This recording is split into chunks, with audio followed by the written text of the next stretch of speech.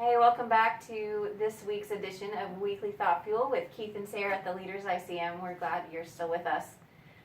Last week we left you evaluating your small steps and asking the question, what I learned new about me in relationship to my go statement by taking this step. Really keeping the focus on what you learned about yourself and not just what you learned about the problem or how you maybe fixed something that was broken. Really thinking differently about yourself. Very good. I mean, when you can answer that question, what I learned new about me, if you can finish that sentence, what you have now is a new way of understanding yourself in relationship to the problem. You have a new lens, a new way that you're seeing things. And that kind of growth, and I hope you get that that is growth, is what we call vertical development. So that's one way that we grow. And we'll talk about the importance of that in just a minute. The other way that we grow, and it's helpful maybe to make this distinction, and this is a little bit oversimplified the way we talk about this, but it's learning knowledge. You know, you learn new things, you learn a skill set, develop abilities that you have. So this acquisition or development of knowledge, skills, and abilities is what we call lateral development.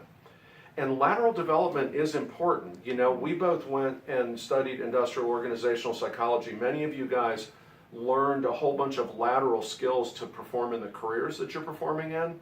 But lateral development, you know people who've got lateral development out the wazoo, and they're not great leaders. Yep. And we would argue it's probably because they're not vertically developed.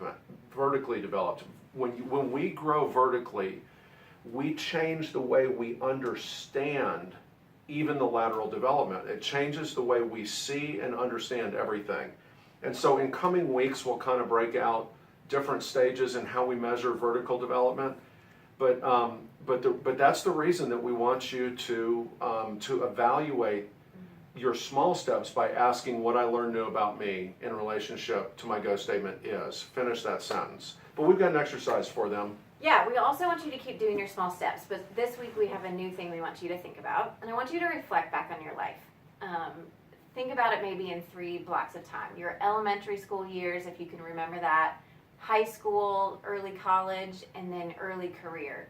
And I want you to just make a note of those things that we call landmark events. They're things that stick out to you in your memory for some reason.